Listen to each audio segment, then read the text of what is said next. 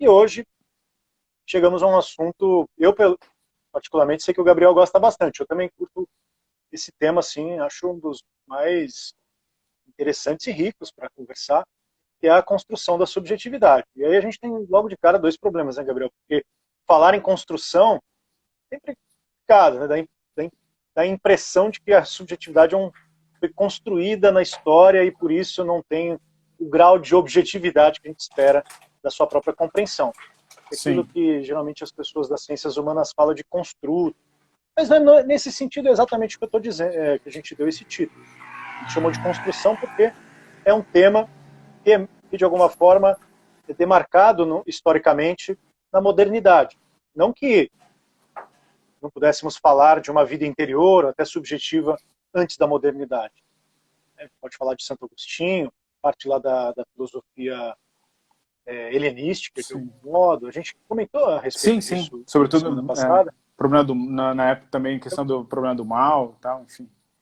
Isso. Agora, eu queria já começar a formular algumas questões para a gente que está ouvindo aqui na live, nos acompanhando, todo esse tempo, está chegando agora. Quando a gente fala em construção da subjetividade em filosofia, particularmente em filosofia, isso para deixar bem claro, né? A gente está falando de psicologia, a gente não está falando de sociologia, tem muita gente que trabalha com esse tema no recorte sociológico.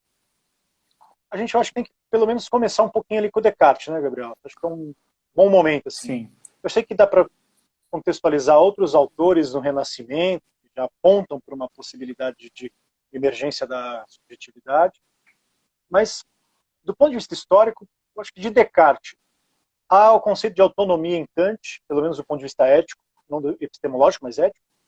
É um bom horizonte histórico. Na sua Sim. opinião, o que você acha desse tema? Como você vê pelo menos essa parte histórica? Eu acho que nesse teu comentário inicial, Francisco, você tocou em várias coisas, em vários pontos importantes. Eu acho que até para a gente começar a delimitar ou compreender, sobretudo porque quando a gente fala em subjetividade, uma série de outras palavras geralmente vem à cabeça das pessoas, como subjetivismo, ou seja, com a ideia de fundo de que, na verdade, falar em subjetividade é necessariamente falar em coisas como relativismo e, enfim, uma série de coisas assim. A ideia, eu acho que uma coisa para a gente estabelecer o panorama disso, antes até de chegar no Descartes, é fazer uma pequena regressão ainda, só para apontar uma coisa. A ideia de subjetividade, ou o próprio termo no latim, subjectum, né, é o modo como os latinos traduziram um termo, uma palavra no grego, que é o hipokeimenon, né? Ou seja, aquilo que hipo, que a gente tem esse prefixo aí em palavras em português como hipoglicemia, né? Ou seja, é abaixo, sob, né? É justamente esse prefixo sub, de subjetividade, né? E esse ectum aí é jogado, é que está sob, né? Que está embaixo. No grego é o hipokeimenon, é aquilo que está deitado, keimenon é estar deitado, inclusive é daí que vem a palavra keimeterion, o cemitério é onde está todo mundo deitado, né? Então, Boa, bem lembrado. hipokeimenon é aquilo justamente que está sob alguma coisa. E isso, de certo modo, na própria metafísica aristotélica, diz respeito a uma das leituras ou uma dos atributos, vamos dizer assim, da ousia, né?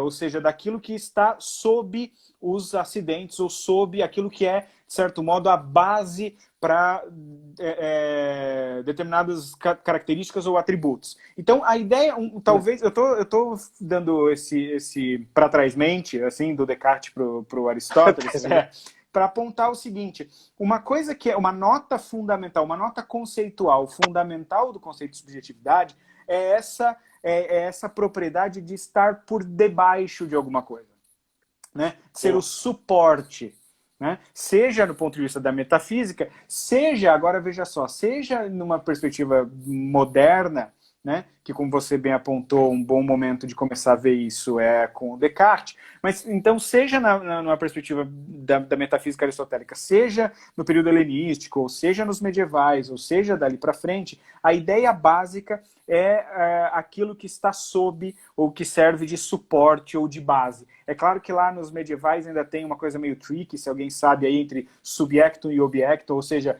o subjectum é precisamente o objeto, mas enfim, a gente não precisa ir por aí.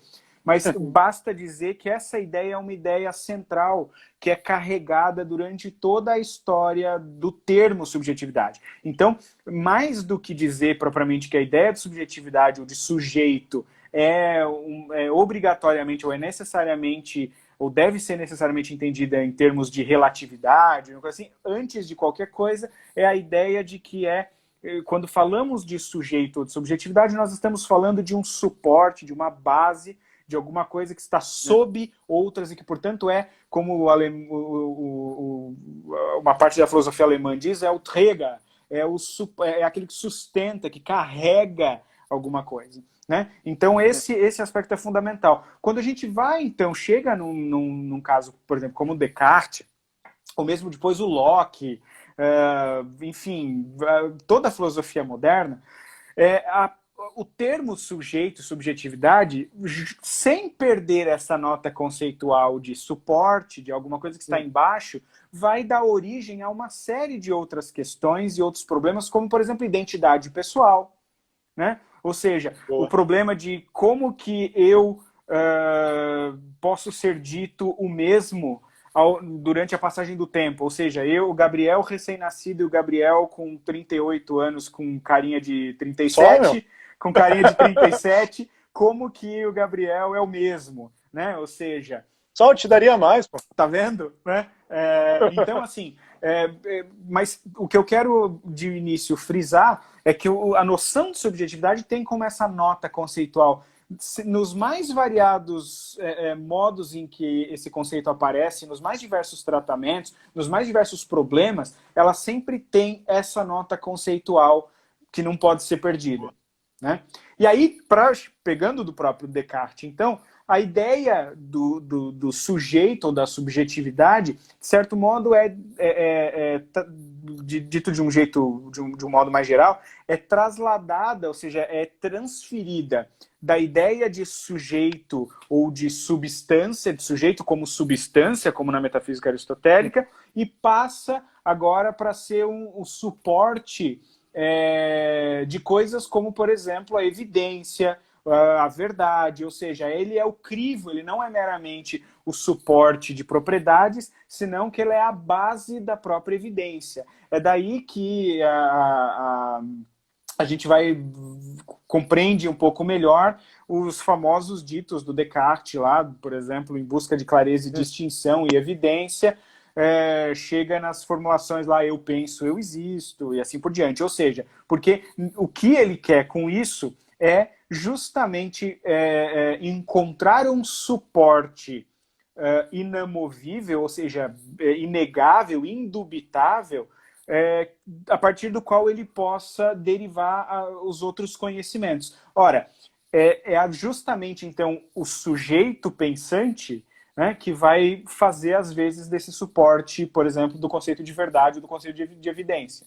Então, ou seja numa dimensão metafísica, seja na modernidade, a partir do Descartes, e aí dando origem a todos esses outros problemas, identidade pessoal, autonomia, como você falava, ou mesmo a noção de self, mais para frente, né, no 19, no 20, há sempre essa ideia fundamental de que quando a gente fala de subjetividade, nós estamos falando de um suporte, seja para propriedades, seja de experiências, seja de evidência ou de conhecimento, seja de identidade, aquilo que porta a nossa identidade pessoal ao longo do tempo, seja o sujeito como origem da autonomia. Né? Então, esse é o ponto, talvez, central, do qual irradiam todos os outros temas. É bom essa abordagem que você faz histórica e etimológica, e do ponto de vista filosófico, recuperando Aristóteles, porque também a gente corrige algumas coisas, algumas falhas, e sempre aparecem, que é a ideia de que, bom, então a subjetividade é necessariamente algo moderno. Na verdade, não. Você tem o termo que percorre a história da filosofia, mas ela ganha um contorno na modernidade distinto do que você tinha exatamente ali, ou precisamente, entre os filósofos não, vamos chamar assim, tradicionais, não modernos. Claro, como a gente E comentou essa... até com o Agostinho, isso de certo modo, como a gente já tinha comentado na live passada, com o Agostinho, isso com a descoberta da interioridade, vamos dizer assim, né? Isso, a subjetividade ganha esses contornos, né? É claro, mas é preciso fazer uma limpeza de terreno aí mesmo. Claro, claro. E é legal, Gabriel, porque na modernidade a gente percebe, a partir do Descartes, você mencionou o John Locke também, a gente tem que lembrar, para quem está ouvindo a gente acompanhando, que o Descartes, de alguma forma, o programa filosófico do Descartes inaugura aquilo que a gente chama de filosofia moderna. Cara, há correções para se fazer aqui, mas no geral é isso. Mas ele também, quando inaugura a filosofia moderna, há uma série de reações importantes à filosofia do Descartes. Então você tem imediatamente, por exemplo, John Locke, isso para não falar de outros autores, né, mas eu digo aquele que fica mais em destaque na discussão, no debate que a filosofia moderna vai ter, nessa construção do sujeito, assim, John Locke abrindo esse debate, racionalistas e empiristas, que é muito comum a gente estudar isso na história da filosofia moderna, até você completar uma jornada, vamos dizer assim, do debate filosófico em caras como David Hume, onde eles radicalizam a ideia de uma subjetividade do ponto de vista, como você mencionou, quase que subjetiva no sentido que a gente conhece hoje de experiência psicológica. Sim. E aí eu queria que também a gente conversasse aqui, você falasse um pouco, Gabriel, porque há muita confusão das pessoas, é exatamente essa questão de o sujeito psicológico de um sujeito, por exemplo, no caso do Descartes, que não é exatamente um sujeito psicológico. Totalmente não é.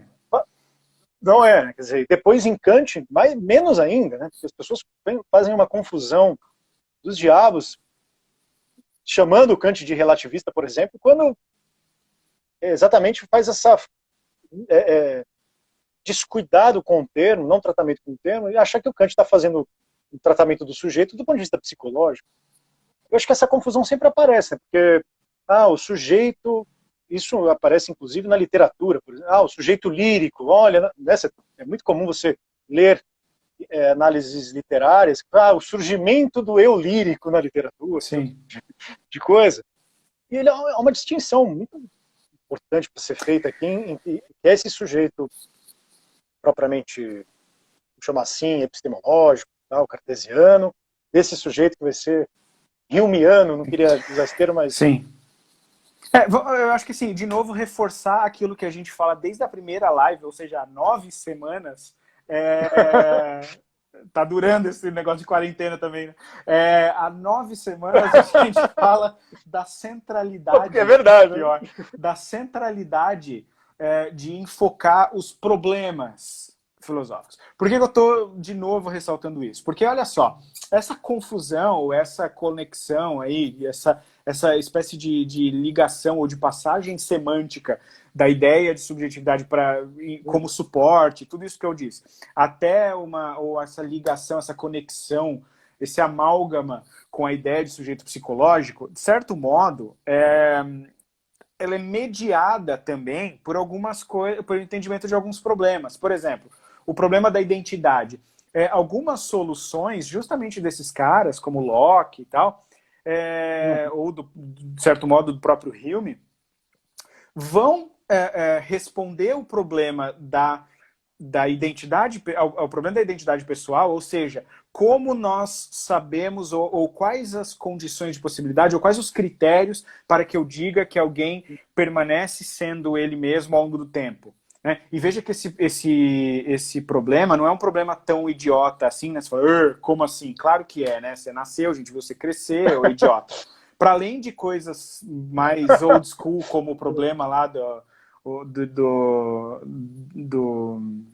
navio de Teseu lá, do Platão e tal, que a gente vai mudando e você muda e tal. Para além disso, tem problemas muito pontuais, assim, até morais com isso. Por exemplo, se você não consegue não conseguisse provar ou não conseguisse apontar um elemento de continuidade da identidade pessoal ao longo do tempo, isso impacta até em questões como, por exemplo, da punibilidade de pessoas, né? Por exemplo, você vai punir daqui 5 anos, quando acabar um processo, um cara que cometeu um crime hoje, será que a gente está punindo o mesmo cara?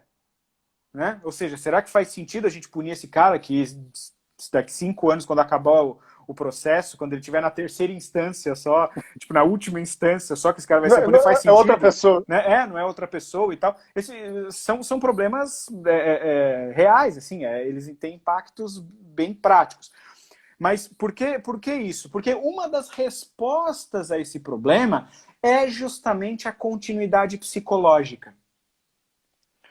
Uma das respostas a esse problema é porque eu sou o mesmo sujeito das memórias, ou seja, há uma continuidade de um fio psicológico ao longo do tempo. É isso que, de certo modo, aproxima, por um lado, o conceito de subjetividade com mais puro, vamos dizer assim, com o conceito de sujeito psicológico, ou seja, o suporte, continua tendo aí aquela nota conceitual, o suporte das minhas memórias ou da minha vida psíquica. Então, essa conexão, como eu falei no começo da modernidade, mas depois também, também se deve a um certo tipo de resposta a um determinado problema no qual aparece o conceito de subjetividade, ou seja, o problema da identidade pessoal.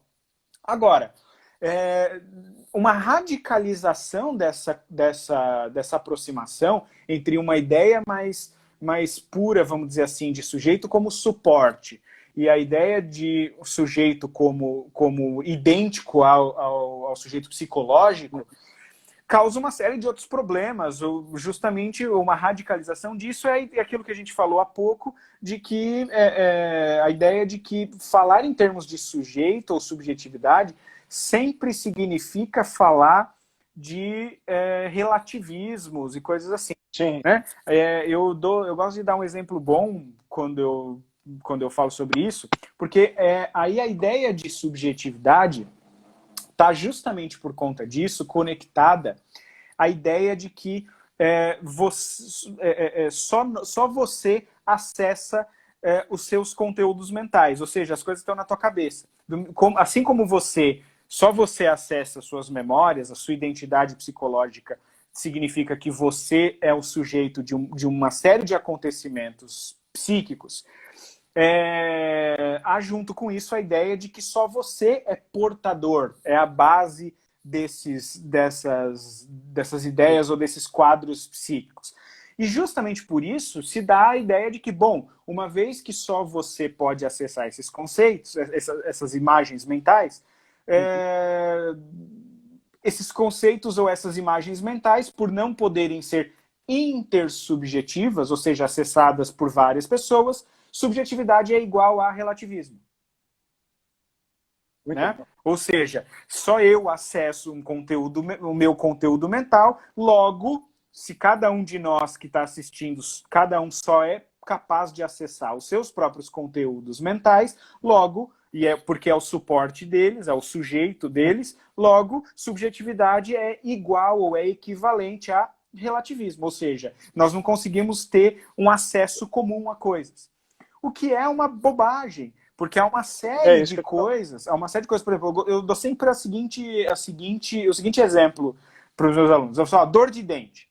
Todo mundo aqui que está assistindo a gente já teve dor de dente, né? Ou teve, ou tem, ou terá. Tipo quase chifre. Dor de dente é uma coisa que, veja só, todo mundo já teve. Só que é absolutamente impossível que o Francisco, por exemplo, sinta a minha dor de dente. Correto? Assim como é impossível que qualquer outra pessoa que esteja assistindo a gente sinta a minha dor de dente. Ou seja, eu sou único, exclusivo, portador, é igual cartão de crédito. É pessoal e intransferível. Né? Só eu sinto a minha dor de dente. Né? Agora veja só. Isso. Agora veja só.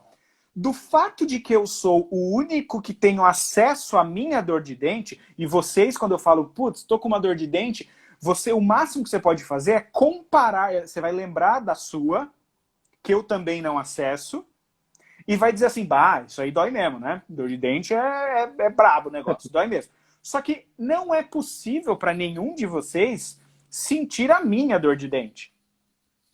Correto? Disso não se segue que a minha dor de dente não seja objetiva. Ou seja, tipo, que ela seja uma farsa, ou que ela não seja intersubjetiva. Eu chego no dentista e digo, cara, está doendo. Aí ele fala assim, dói aqui? Eu falo, não. Dói aqui? Eu falo, não. Aí ele dá naquele que dói, você fecha a mão para dar na cara do dentista. Ora, ela é altamente real, né? Eu tô dando exemplo, bem tô falando em termos de real, porque as pessoas tendem a equiparar subjetivo com relativo e, portanto, não real, né? Ou seja, o que é subjetivo... Como se fosse uma mera percepção. Isso, como se fosse um eflúvio, assim, uma coisa que brota dentro de você, tipo, meio chave, sobe, depois desce, e você fica, tipo, não faz o menor sentido, né? É uma bobagem. Se isso fosse meramente assim, uma extensíssima tradição filosófica não faria sentido. Porque o problema não vem do fato de que tudo que eu penso é por si uma bobagem, ou é irreal, ou é fantasioso. Senão que o problema filosófico sério é que eu consigo pensar coisas que são objetivas, que são acessíveis por outros, ou ainda que não são acessíveis por outros, elas não deixam de ser reais por causa disso, em alguma medida. Então, essa passagem que se faz muito rapidamente, assim, muito sem pensar, entre subjetividade e subjetivismo, ou entre subjetividade e relativismo, ou entre subjetividade e não real, né? É uma exacerbação, é uma radicalização de um certo tipo de perspectiva que, como eu falava, é uma das respostas ao problema da identidade pessoal, que passa pela identidade psicológica, mas não pode ser identificada a ela, né? Sim, nossa, me fez lembrar de umas coisas bem legais, assim, para descontrair um pouco. Não sei se você já assistiu um episódio do Black Mirror, acho que é da terceira ou quarta temporada, não lembro, são só 3, não, é da terceira. E é um médico que ele desenvolve um equipamento em que ele sente a dor que o paciente está sentindo. Não vi. Pô, é bem legal, complementa seu exemplo. E, claro, depois o Black Mirror acaba dando uma pirada moral ali. É a questão do próprio roteiro da série, porque o médico ele tenta identificar onde está a dor. Então você falou, tá doendo aonde? Tá doendo aqui. Aí o médico faz o quê? Ele sente a dor. Fala, eu sei onde está doendo. Quer dizer, eu sei exatamente o que você tem, porque está doendo aqui, e eu, como médico, desenvolvo um conhecimento. Agora, olha que é interessante, sim. Conclui, por favor. Não, porque o que ele está mostrando é compartilhar uma certa objetividade. Quer dizer. Sim. Agora, é interessante que, por outro lado, isso mostra uma outra face do problema, ou da questão da subjetividade, que é o problema da consciência, né? Que também, contemporaneamente, toca na questão da subjetividade. Agora, isso é bem interessante, porque tem alguns de vocês devem conhecer, tem um artigo clássico do filósofo chamado Thomas Nagel, na década de 70, se eu não me engano, que chama What is Like to be a Bat? Ou, na tradução, seria Como é ser um morcego. E o argumento central do Nagel é dizer que o seguinte, é absolutamente impossível para nós termos a vivência do what is like to be something, ou seja, de como é ser alguma coisa que não a gente mesmo. Porque por mais que a gente, por exemplo, copiasse todo o aparato cognoscente do morcego, o radar, o sonar e tal, no máximo a gente teria a experiência de como é o Gabriel tentando experimentar ser um morcego. Eu lembrei disso porque nesse seu exemplo aí, o que o médico está fazendo é, no máximo, fazer a experiência de como é o médico sentir o que o Gabriel está sentindo de dor. E nunca a própria sensação do Gabriel, né? Então esse... Quer dizer, ele não tem a experiência em primeira pessoa que o Gabriel tem. Exato. Então, é isso que também, de certo modo, abre uma perspectiva, aí não meramente na questão do relativismo e tal, senão que da subjetividade ou do self, como justamente aquilo que encapsula, por assim dizer, a propriedade de como é ser você em primeira pessoa. E aí esse é um outro braço do conceito de subjetividade que é bastante interessante na filosofia, sobretudo, inclusive, contemporânea. Ou seja, parece que há um ponto de vista único de cada um de nós que é absolutamente impossível de ser copiado ou emulado, né? Por mais que você entrasse numa máquina que simulasse como é ser o Gabriel, ainda seria você experimentando em terceira pessoa, ou emulando, ou simulando, uma experiência de como é ser o Gabriel, e não como é ser o Gabriel em primeira pessoa. Então, isso abre... Quer dizer, Gabriel, você está dizendo sobre isso para mim, eu adoro esse tema, assim. A primeira pessoa é quase que um limite que eu não consigo compartilhar com absolutamente mais ninguém em termos de experiência efetiva. Por isso que tem uma expressão, se eu não me engano, é no Tractatus, o Wittgenstein, filósofo austríaco do século XX, ele tem uma menção que ele certamente tirou isso das leituras dele do Kierkegaard, mas é uma fórmula muito boa, que ele diz assim, olha, a subjetividade não é uma coisa no mundo, né? A subjetividade não é uma coisa no mundo porque ela é o limite do mundo. Tipo, ela está fora do mundo, porque ela é o limite do mundo, né? Então ela não está no hall de tudo que é o caso, né? Como ele vai, porque ela tá fora, né? Então nesse sentido ela é o limite, ela é o limite do mundo.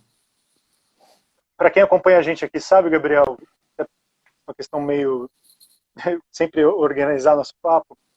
Para quem acompanha aqui o que a gente fala, e o exemplo que você dá é sempre muito bom, do inventário que eu faço a respeito das entidades do mundo. Eu lembro dessa nossa conversa sobre metafísica. Então, a primeira pessoa não poderia ser inventariada nesse Exato, caso. Porque se eu saio coletando as coisas do mundo, o como é ser o Gabriel só existe no mundo para mim. Então, nesse sentido, é o limite do conhecimento do mundo. Né?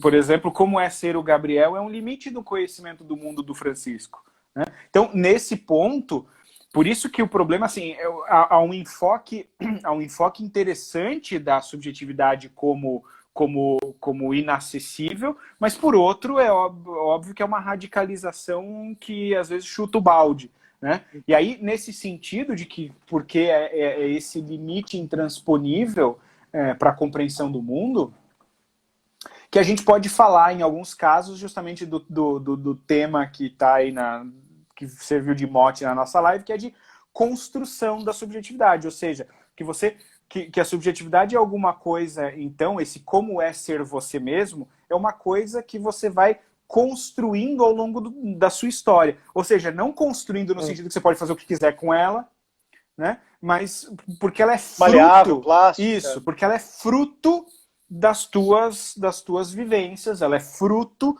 da construção da tua própria vida, né? Da tua vida interior, enfim, das tuas relações. Não no sentido, então, como você falava, de uma plasticidade absolutamente ilimitada, senão que ela é fruto das tuas escolhas. Então, na verdade, a construção da subjetividade é uma tarefa de determinação da subjetividade, não de indeterminação da subjetividade, né?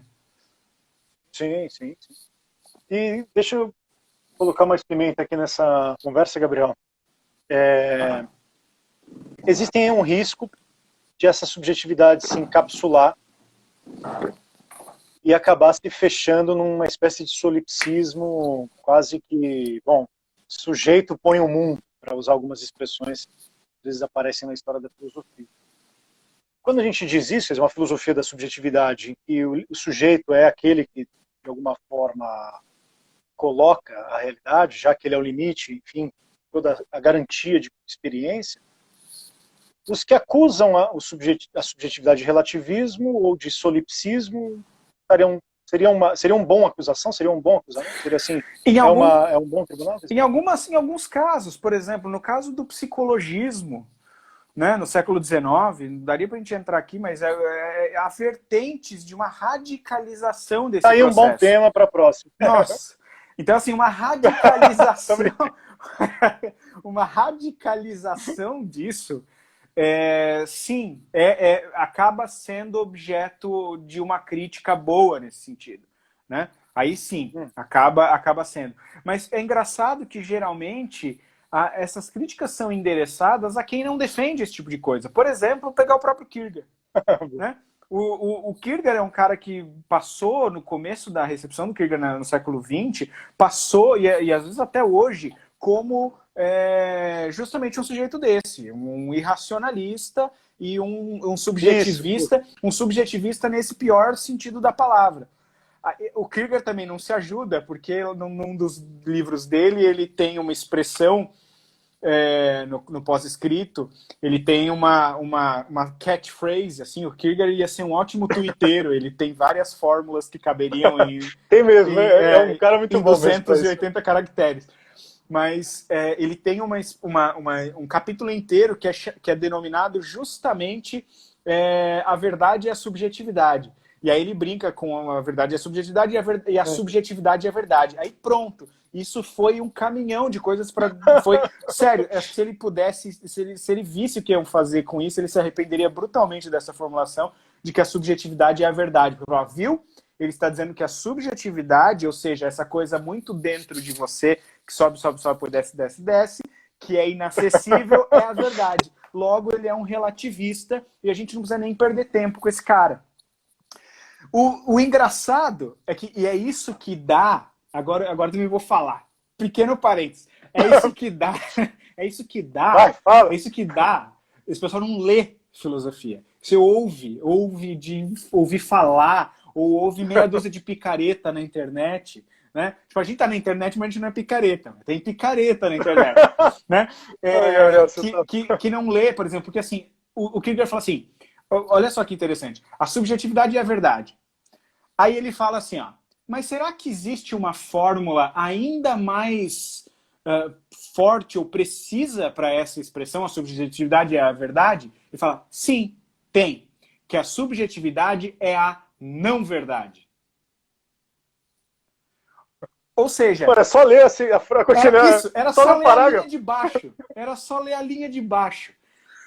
É claro que não dá para esgotar aqui, mas o que o Kierkegaard está querendo dizer é basicamente justamente o contrário do que os que o acusam de um subjetivismo relativista, né, pelo que ele ficou conhecido. Ou seja, ele está dizendo que dizer que a subjetividade é absolutamente o lugar da verdade existencial passa por, primeiro do que qualquer coisa, reconhecer que você não tem a verdade. Boa. Ou seja, que você... Tipo, a subjetividade é tão o lugar do acontecimento existencial da verdade que se você achar que você já nasce tendo a verdade, ela jamais vai ser espaço da construção ou da compreensão da verdade. Né? Então, ou seja, um caso típico de como um certo tipo de recepção ou de compreensão mal feita dos filósofos ou dos conceitos como subjetividade levam, por exemplo, a compreensões completamente absurdas dos termos. Né? E aqui, aproveitando o seu parêntese, acho que vale a pena a gente falar disso, Gabriel, é muita irresponsabilidade atribuir certas perspectivas a um filósofo, adjetivá-lo, chamá-lo disso ou daquilo, quando um filósofo, na verdade, como você bem mencionou, bastava você virar a página, quer dizer, ler a linha de baixo. E a gente tem feito essas lives não só pelo prazer da conversa, mas também para ajudar as pessoas que nos assistem. Olha, quando você vai fazer filosofia, tem que ter um trato com o texto do filósofo, que é onde um respeito, não saia falando bobagens dele e tal. E o Kierkegaard é um exemplo muito. Tem um monte desses caras. Eu tenho uma tese de que quanto mais fácil ou quanto mais acessível é o texto, o texto mesmo de ler, assim, é mais fácil que as pessoas façam esse tipo de bobagem. Por exemplo, o Nietzsche é um cara super gostoso de ler e é razoavelmente acessível num primeiro nível. É um outro cara sobre o qual um monte de gente fala bobagem. Né? Ninguém faz isso com Kant, com Hegel, porque é chato pra cacete pra ler. Então o cara lê 2 páginas da crítica da razão pura, ele não quer nem ler mais, aí ele não tem saco para ficar falando do Kant. Né? Agora, acontece isso com esses filósofos que são eventualmente mais fáceis de ler num primeiro momento quanto à forma. Né? Agora, para você ver, um outro aspecto, para voltar ao que a gente estava falando, que isso também se conecta, ou seja, essa má compreensão dos filósofos também faz com que a gente, às vezes, não veja um percurso do problema. Né? Por exemplo, de certo modo, o Kierkegaard está também tratando da subjetividade no mesmo rastro de problemas que o Kant também.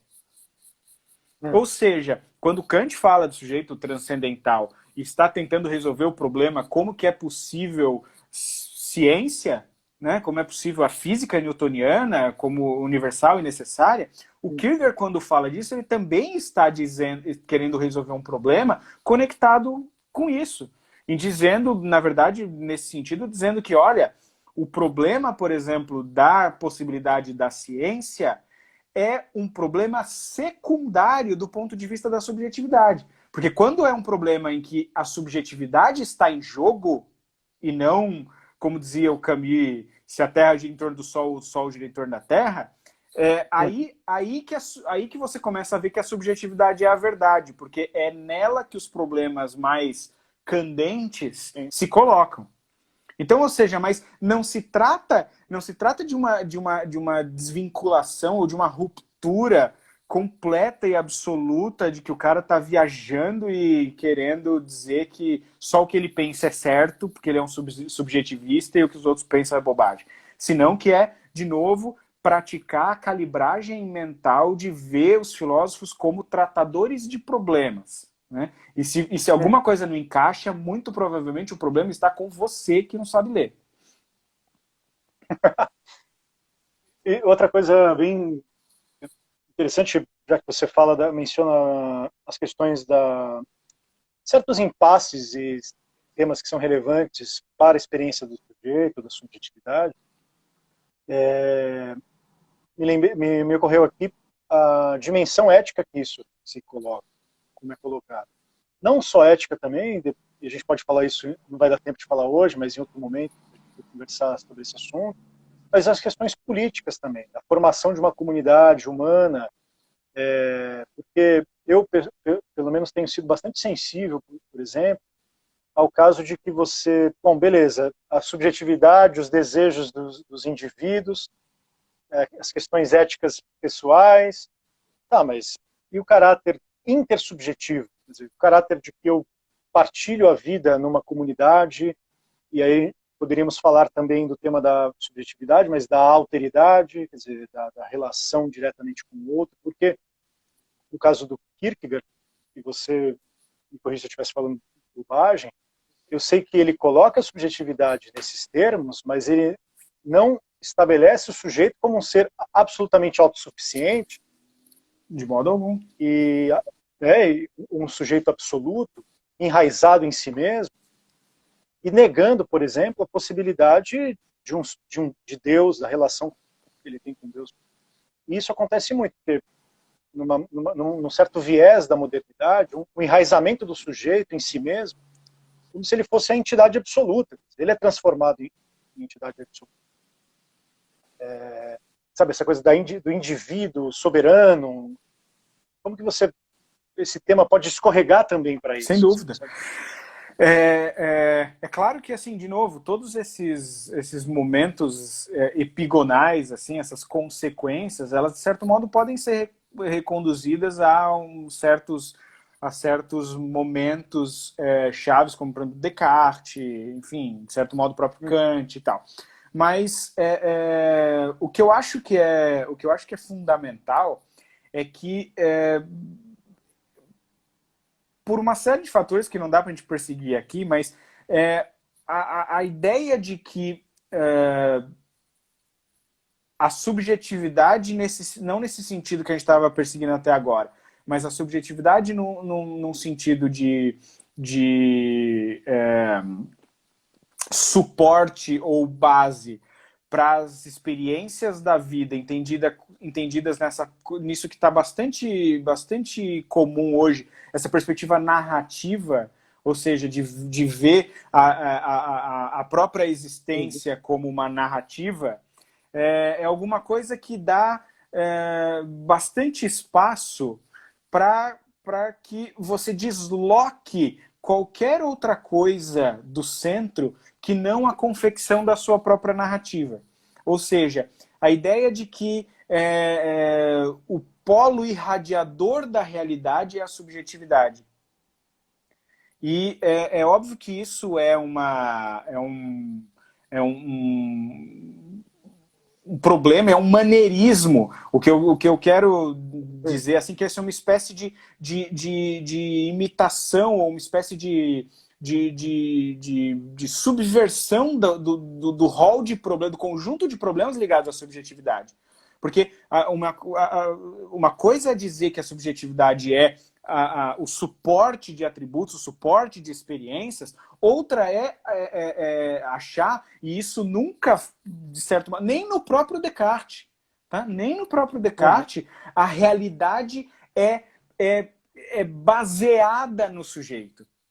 Né? Nem no Kant. Sim. Nem no Kant.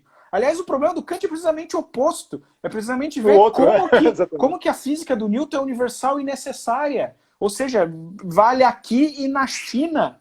Né? Ou seja, não é absurdo. Ou seja, mas isso, eu tô fazendo essa menção porque geralmente esse tipo de coisa aponta essa visão mais do final da modernidade e do começo da contemporaneidade, que entende a subjetividade como polo irradiador do real, geralmente se vê na linha desses caras, mas é uma subversão profunda desse tipo de coisa, porque justamente não entendeu nem os problemas desses caras.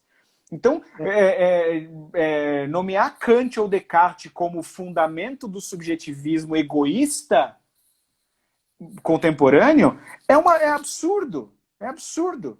O Descartes daria com as costas da mão na sua cara, né, para marcar com os dedos mesmo, assim, porque isso é absurdo. Né? O Kant, por exemplo, o Kant está preocupado precisamente com a universalidade da moral, e aí vem um imbecil dizer, o Kant disse que a gente não consegue conhecer a realidade, só conhecer os fenômenos, então, viu, a gente é relativista. Isso é uma subversão que só pode vir de uma série de coisas, ainda hoje eu escrevia sobre isso, de um caldo cultural dos últimos, pelo menos, 400 anos, que fez com que a gente chegasse numa coisa completamente absurda, que é negar a facticidade da realidade em prol da única realidade, que é aquela que você percebe dentro de si. Então, esse egoísmo meio paranoico, assim, meio maluco, é uma subversão de problemas filosóficos sérios. Né? E é isso que geralmente as pessoas não veem. E que não tem nada a ver, e eu acho que o importante dessa nossa conversa sobre a construção da subjetividade é justamente mostrar que e discutir, apresentar para quem conhece a gente, está conhecendo, que a construção da subjetividade não tem nada absolutamente a ver com relativismo. Claro. E essas tosquices que se falam a respeito, por exemplo, do homem como o sentimento humano subjetivo, como fonte irradiadora, inclusive, de toda a realidade. Gabriel, o tempo aqui não perdoa. Você vê que não sei se o Heidegger ou o Newton estava certo, mas eu preciso ativar os comentários e a gente ver algumas perguntas aqui. Ó. Já estão pedindo para você fazer curso online de filosofia. Só se eu for demitido. Aí eu vou fazer um desses assim, ó, esperem. Eu vou fazer se uma hora eu perder emprego, aí eu vou acabar com... Eu vou zerar a internet com um curso online. Tá? Agora, veja só, também quer curso, Camila? Não, Camila, não. É isso, só se eu não tiver outra possibilidade de renda, eu faço um curso online, tá? Ei, Gabriel, olha, a gente pode fazer junto, hein? Olha aí a gente começa a Mas pensar. as condições são essas, viu? Isso. Vamos ver se pessoal, vamos ver se vai fazer pergunta. Eu tinha limitado aqui Ah, os sim. comentários. Aqui, ó. Já começaram algumas boas. Eu não sou tão especialista em Freud, mas eu sei que o Freud também é outro que leva uma... A ideia freudiana é subjetiva, quer dizer, essa concepção freudiana de subconsciente e tal, não sei se é isso que ele está querendo dizer. A compaixão cristã vai além da tentativa de se compreender o outro, vai além da tentativa. O que você acha, Gabriel? Como é que é? Eu não Tem um sei se eu debate entendi. bem... eu também não sei. Repete A aí. compaixão cristã... peraí, já sei. Ó. O Felipe está perguntando aqui. Ó. Compaixão cristã, ela vai além da tentativa de se compreender o outro? Mas vai além, né? Compaixão cristã é justamente... Certamente vai. Primeiro porque a compaixão cristã, a gente fugiria do nosso assunto, mas primeiro porque a compreensão cristã não é meramente a compaixão cristã não é meramente uma questão de compreensão intelectual, né? Uma questão como não pode ser reduzida a isso que as pessoas hoje chamam de empatia, né? Então sim, só que Sim. dizer o que é levaria a gente longe demais, mas sim, levaria a outro tema, isso. Né? Outra conversa. Tem um debate bem interessante da subjetividade no direito, sobre questão do dolo, da culpa. O que acham dessa relação da subjetividade com a questão da intenção? Isso é o problema. Esse é o problema. Não sei quem perguntou isso aí, mas olha só, essa é uma ótima. Chama Raf Vieira. Tá, talvez Rafael. A questão que esse problema está justamente na intersecção do problema da responsabilidade moral, né? Então, sob quais condições alguém pode ser responsabilizado moralmente por uma ação? Passa pelo problema da identidade pessoal, como eu falava, né? Porque alguém que não é o mesmo ao longo do tempo não pode ser responsabilizado moralmente. E, obviamente, aí tem a ver com o problema da liberdade, que a gente falava, do livre-arbítrio que a gente falava nas outras lives, porque também a ideia de que a responsabilidade moral, geralmente, para uma certa parcela dos filósofos, pressupõe a liberdade e a identidade. Então, a responsabilidade moral dependeria, não para todos, né? Há uma tradição filosófica que faz um esforço de manter a responsabilidade moral sem identidade ou sem liberdade de ação, mas toda essa parte que você está chamando aí do dolo na discussão jurídica tem por detrás essa gama de problemas da responsabilidade moral, que obviamente, da identidade pessoal, que obviamente encosta no problema da subjetividade. E aqui vale uma pena tocar nessa nota, Gabriel. O Kant poderia ser chamado de uma espécie de hoje que a gente fala incompatibilista, né? Entre você tem leis causais da natureza e ainda assim você tem a condição de se sustentar uma liberdade como um facto mesmo do sujeito, não submetido, não condicionada, mas como incondicional, né? O problema, eu poderia dizer assim, não, o compatibilismo tem uma poderia dizer série... o cara... Fala. Gabriel. Eu queria dizer assim, você poderia limitar condicionar o cara psicologicamente, condicionar o cara biologicamente, e o Kant justamente é um cara que vai colocar o problema da intenção não num condicional, ele aparece no teor do sujeito em termos de incondicionalidade. Na raiz da ação moral, né? O problema do compatibilismo aparece tanto o compatibilismo da responsabilidade moral com uma espécie de determinismo naturalista, quanto o problema do compatibilismo também pode ser o compatibilismo entre outros aspectos, como você citou.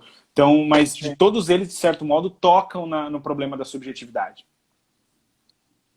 Tem uma aqui que é exclusivamente para você, Gabriel. Você vai adorar essa pergunta. Jesus. Do André Calvin.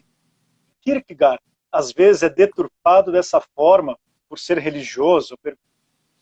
Vi que em Bertrand Russell fala dele como um certo defensor da irracionalidade. Vai, Gabriel. O Russell tinha tantas qualidades quanto defeitos. Ele falando de história da filosofia, às vezes é patético. Mas eu não acho, André, que seja porque ele é religioso. Eu acho que tem a ver com uma coisa histórica até do modo da recepção do Kierkegaard.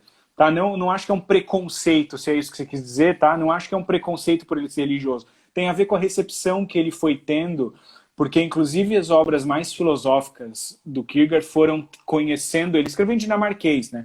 Então, a O que recepção... significa exatamente escrever em dinamarquês? Não, porque não, significa só isso. Significa que ele era lido sei lá, por 1 milhão de pessoas só.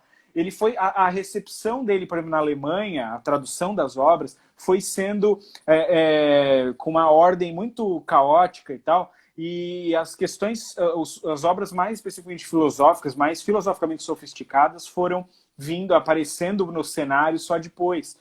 Pra você ter uma ideia, o livro principal, que eu acho o principal filosófico para o Kierkegaard, que é o pós-escrito, é um dos que tem... No Brasil, eu acho que o meu é o primeiro trabalho sobre pós-escrito no Brasil. É um dos livros menos lidos do Kierkegaard, porque é um dos mais chatos. Quer dizer, o mais importante o que eu acho filosoficamente mais importante é um dos menos lidos. Né? Então isso tem a ver mais com a recepção. Só para a galera que está acompanhando a gente, o pós-escrito vem depois do Migalhas Filosóficas. Isso, né? Ele é uma espécie de... Ele é um pós-escrito, ele é um PS. Né? Nesse sentido. O Migalhas é um livro de 150 páginas, e aí o Kierkegaard escreveu um PS às Migalhas que tem 600. Gabriel, sabe o que é legal, cara? Eu lembro quando você leu Migalhas pela primeira vez. Sim. Na graduação ainda. Pessoal, eu lembro do Gabriel lendo, emocionado com esse livro. Foi demais, assim. Vamos pegar uma aqui bem porreta também. Por que isso que uma criança que conheço se referia a um dos gêmeos, colegas de sala, como o outro Jorge? Entendi, Bruce. Por isso que uma criança que conheço se referia... entendi. Ele vê uns gêmeos. Tá. Então, por exemplo, minha cunhada, né? Débora e Luciana. Eu vejo a outra Luciana. Sim.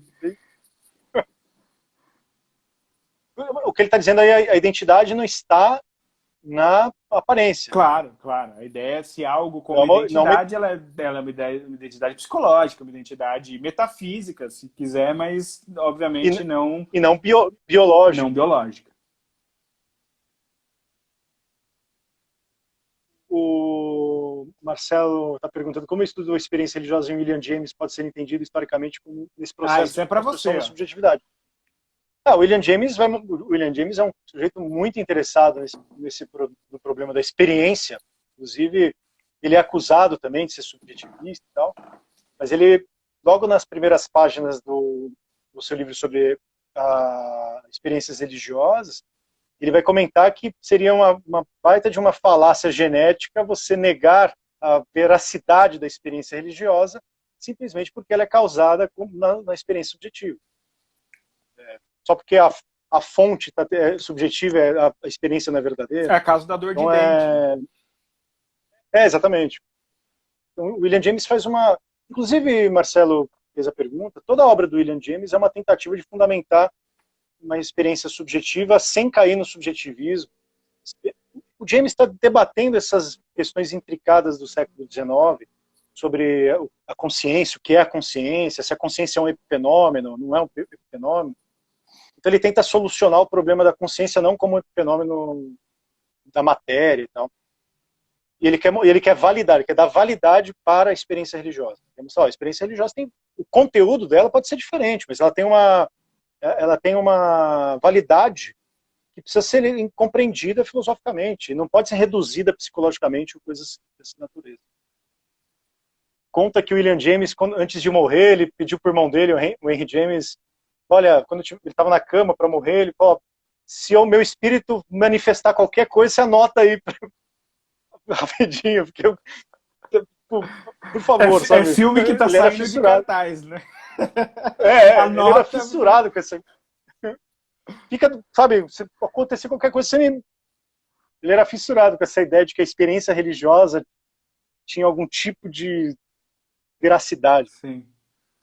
Todo homem é uma ilha? Essa pergunta é bem genérica, né? Bonita. Dá pra gente conversar sobre ilha em que sentido, né? Pode ser um arquipélago.